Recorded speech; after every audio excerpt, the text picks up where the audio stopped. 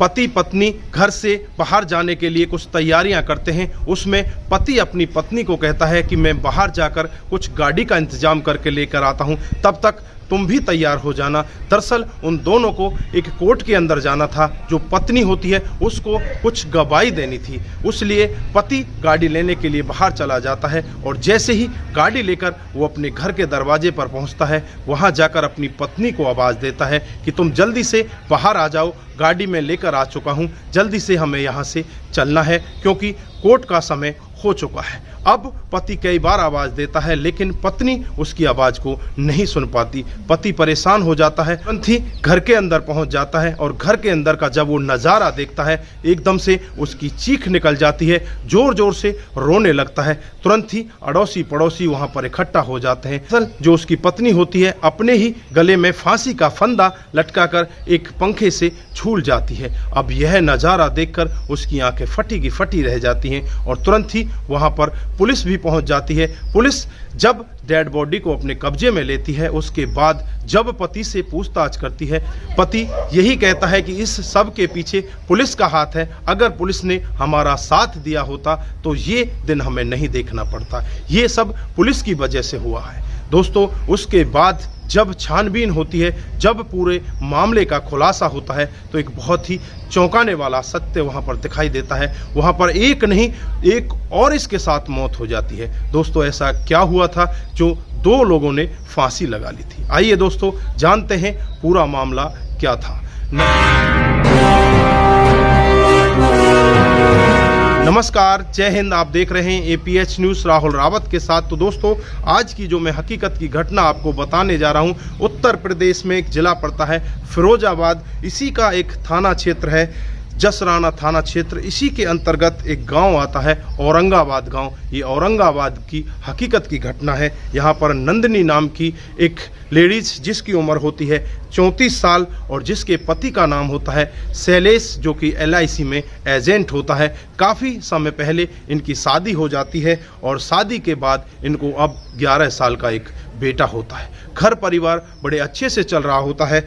सन 2015 में जो नंदिनी होती है वो पढ़ी लिखी होती है। पढ़ी लिखी होने के कारण उसे राजनीति के क्षेत्र में आजमाया जाता है। उसे प्रधानी का इलेक्शन लड़ा दिया जाता है, जबकि ना तो जो शैलेश होता है उसका राजनीति में कोई अभ्यास होता है, ना ही उसके परिवार का कोई राजनीति में अभ्यास होता है। उसके बावजूद भी उसे राजनीति में डाल दिया जाता है। ये पड़ोस में ही रहने वाला एक लड़का जिसका नाम अमित होता है, जिसकी उम्र 32 साल होती है, वो नंदिनी का साथ देता है और हर जगह वोट मांगने के लिए भी उसके साथ जाता है।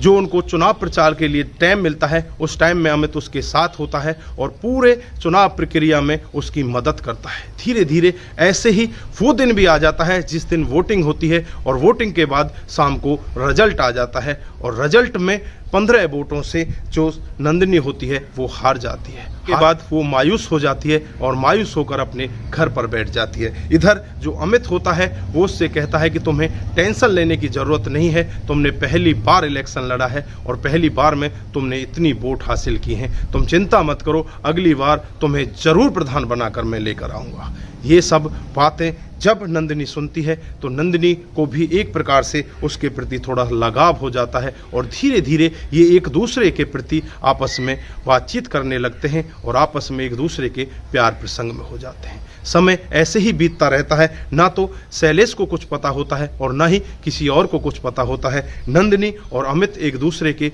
बहुत ही ज़्यादा करीब आ जाते हैं, एक दूसरे के साथ संबंध बनाने लगते हैं। समय ऐसे ही लगभग 4 साल का समय ऐसे ही बीत जाता है। 4 साल के बाद जो अमित होता है वो कुछ वीडियोग्राफ और कुछ फोटो नंदिनी के अपने फ़ोन में कैद कर लेता है। इस पर नंदिनी भी उसका विरोध नहीं करती क्योंकि उसको बहुत ही ज़्यादा उसके ऊपर विश्वास होता है।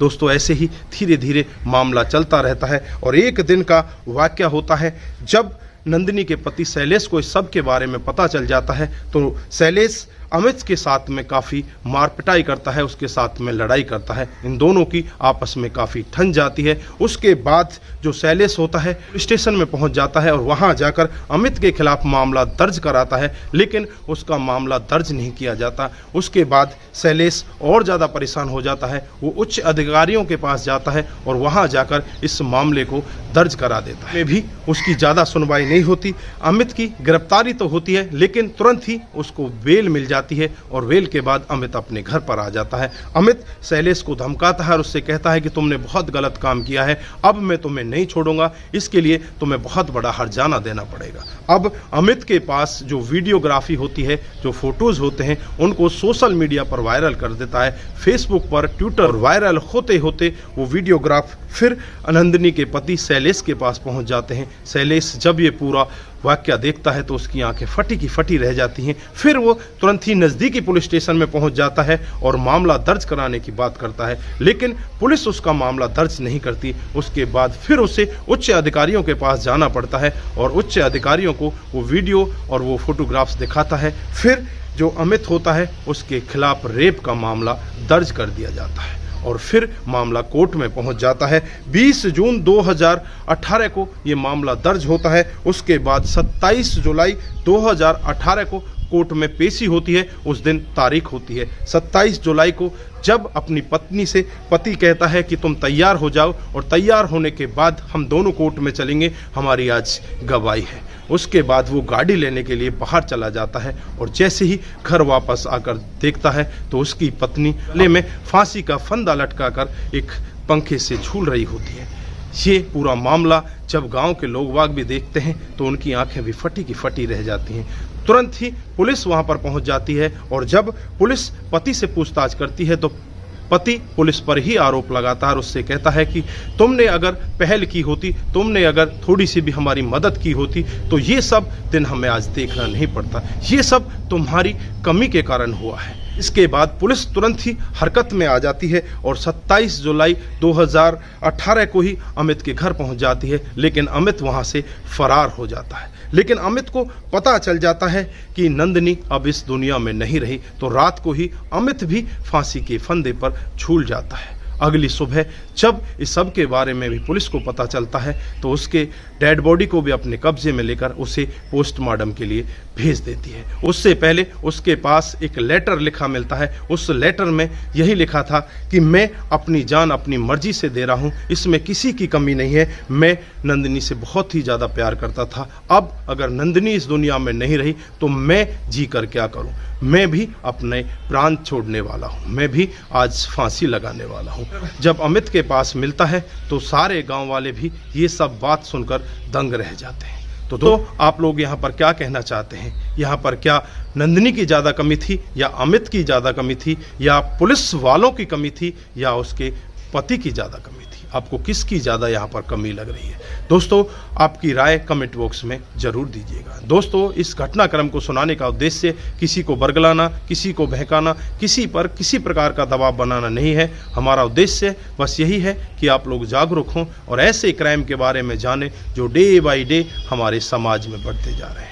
दोस्तों आज के लिए बस इतना ही, फिर मिलते हैं किसी नए मूड के साथ। तब तक के लिए आप अपना ख्याल रखें, अपने परिवार का ख्याल रखें, सतर्क रहें, सावधान रहें और ऐसे क्राइम को अपने आसपास ना होने दें। नमस्कार, जय हिंद, जय भारत।